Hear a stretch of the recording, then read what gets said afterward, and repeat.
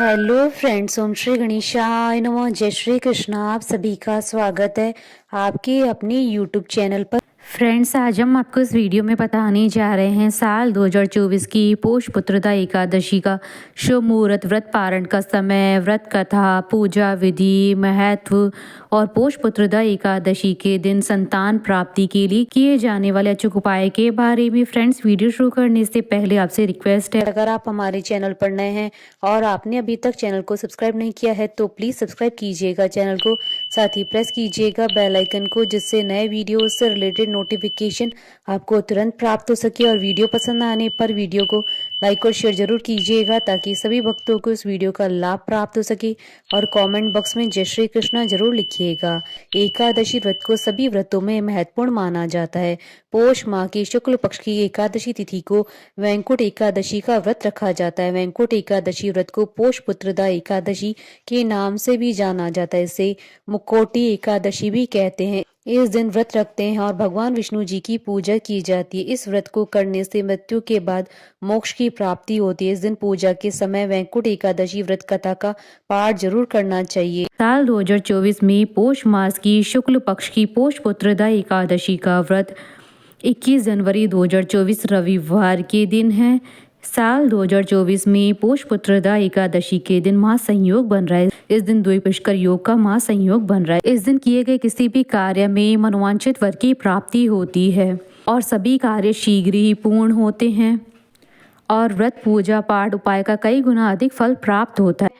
धार्मिक मान्यताओं के अनुसार वैंकुट एकादशी के दिन भगवान विष्णु जी के धाम वैंकुट का द्वार खुला रहता है। इस दिन जो भी वैंकुट एकादशी का व्रत करता है उसे मृत्यु के बाद वैंकुट धाम में श्री हरि के चरणों में स्थान मिलता है और उसे मोक्ष की प्राप्ति होती है। इस दिन पुत्रदा एकादशी भी होती है। ऐसे में आप यदि वैंकुट एकादशी का व्रत रखते हैं तो आपको संतान प्राप्ति का भी आशीर्वाद प्राप्त होता है। जो लोग निसंतान है उनको पुत्रदा एकादशी का व्रत रखना चाहिए। फ्रेंड्स, अब आइए जानते हैं पोष मास की पुत्रदा एकादशी की शुभ मुहूर्त के बारे में। हिंदू पंचांग के अनुसार साल 2024 में पोष पुत्रदा एकादशी का व्रत 21 जनवरी 2024 रविवार के दिन है। पोष शुक्ल एकादशी तिथि प्रारंभ होगी 20 जनवरी 2024 को शाम 7:26 पर और पोष शुक्ल पुत्रदा एकादशी का समापन होगा 21 जनवरी 2024 को शाम 7:26 पर।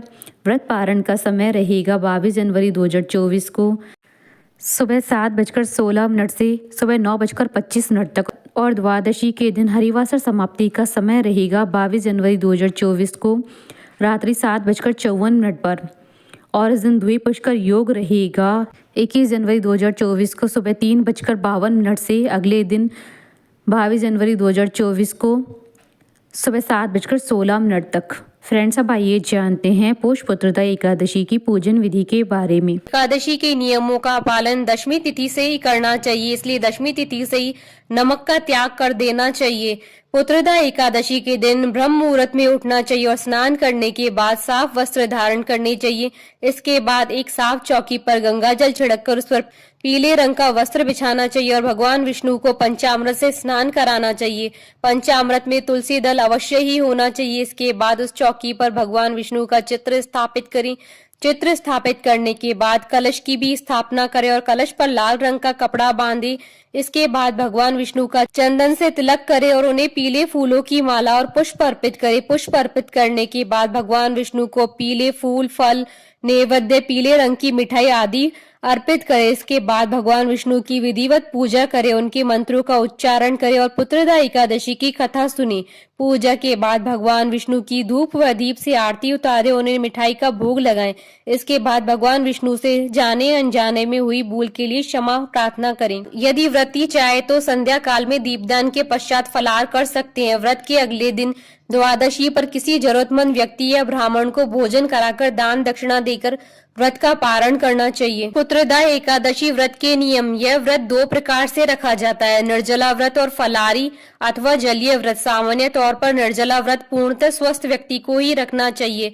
सामान्य लोगों को और अन्य को फलाहारी या जलीय व्रत रखना चाहिए। संतान संबंधी मनोकामनाओं के लिए इस दिन भगवान श्री कृष्ण के बाल गोपाल रूप या श्री नारायण की उपासना करनी चाहिए। फ्रेंड्स, अब आइए प्रारंभ करें पोष पुत्रदा एकादशी की पौराणिक व्रत कथा। महाराज युधिष्ठिर ने भगवान से कहा कि अब आप कृपा करके मुझे पौष शुक्ल एकादशी के विषय में बताइए। इसका क्या नाम है, इसकी क्या विधि है और उसमें कौन से देवता का पूजन किया जाता है। भक्त वत्सल भगवान श्री कृष्ण बोले, हे राजन, इस एकादशी का नाम पुत्रदा एकादशी है। इसमें श्री नारायण भगवान की पूजा की जाती है। इस चर और अचर संसार में पुत्रदा एकादशी के व्रत के समान दूसरा कोई व्रत नहीं है। इसके पुण्य से मनुष्य तपस्वी, विद्वान और लक्ष्मीवान होता है। इसकी कथा मैं कहता हूँ, तुम ध्यान पूर्वक सुनो। भद्रावती नामक नगरी में सुकेतुमान नाम का एक राजा राज्य करता था। उसके कोई पुत्र नहीं था। उसकी स्त्री का नाम शैव्या था। वह निपुती होने के कारण सदैव चिंतित रहा करती थी। राजा के पितृ भी रो रो कर पिंड लिया करते थे और सोचा करते थे कि इसके बाद हमको कौन पिंड देगा। राजा को भाई, बांधव, धन, हाथी, घोड़े, राज्य और मंत्री, इन सब में किसी से भी संतोष नहीं था। वह सदैव ही विचार करता था कि मेरे मरने के बाद मुझको कौन पिंडदान करेगा। बिना पुत्र के पितरों और देवताओं का ऋण मैं कैसे चुका सकूंगा। जिस घर में पुत्र न हो उस घर में सदैव अंधेरा ही रहता है। इसलिए पुत्र उत्पत्ति के लिए प्रयत्न करना चाहिए। जिस मनुष्य ने पुत्र का मुख देखा है वह धन्य है। उसको इस लोक में यश और उस परलोक में शांति मिलती है, अर्थात उसके दोनों लोग सुधर जाते हैं। पूर्व जन्म की कर्म से ही इस जन्म में पुत्र, धन आदि प्राप्त होते हैं। राजा इसी प्रकार रात दिन चिंता में लगा रहता था। एक समय तो राजा ने अपने शरीर को त्याग देने का निश्चय किया, परंतु आत्मघात को महान पाप समझकर उसने ऐसा नहीं किया। एक दिन राजा ऐसा ही विचार करता हुआ अपने घोड़े पर चढ़कर वन को चल दिया तथा पक्षियों और वृक्षों को देखने लगा। उसने देखा कि वन में मृग, व्याघ्र, सुअर, सिंह, बंदर, सर्प आदि सब भ्रमण कर रहे थे। हाथी अपने बच्चों और हथिनियों के बीच में घूम रहा था। इस वन में कहीं तो गीदड़ अपने कर्कश स्वर में बोल रहे हैं, कहीं उल्लू ध्वनि कर रहे हैं। वन के दृश्यों को देखकर राजा सोच विचार में लग गए। इसी प्रकार आधा दिन बीत गया। वह सोचने लगा कि मैंने कई यज्ञ किए, ब्राह्मणों को स्वादिष्ट भोजन से तृप्त किया, फिर भी मुझको दुख प्राप्त हुआ क्यों। राजा प्यास के मारे अत्यंत दुखी हो गया और पानी की तलाश में इधर उधर फिरने लगा। थोड़ी दूरी पर राजा ने एक सरोवर देखा। उस सरोवर में कमल खिले थे तथा सारस, हंस, मगरमच्छ आदि विहार कर रहे थे। उस सरोवर के चारों तरफ मुनियों के आश्रम बने हुए थे। उसी समय राजा के दाहिने अंग फड़कने लगे।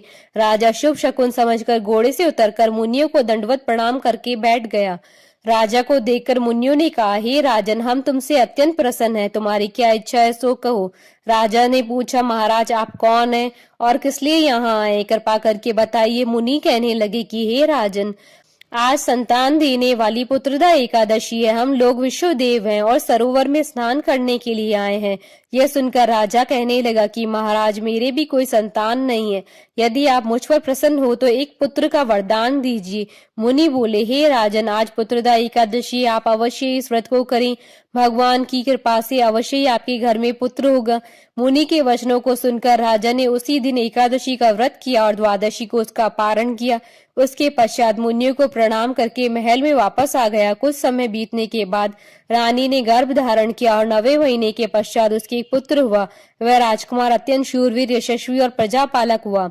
श्री कृष्ण बोले, हे राजन, पुत्र प्राप्ति के लिए पुत्रदा एकादशी का व्रत करना चाहिए। जो मनुष्य इस महात्मा को पढ़ता है या सुनता है उसे अंत में स्वर्ग की प्राप्ति होती है। संतान प्राप्ति का उपाय, प्रातः काल पति पत्नी दोनों संयुक्त रूप से भगवान श्री कृष्ण की उपासना करें।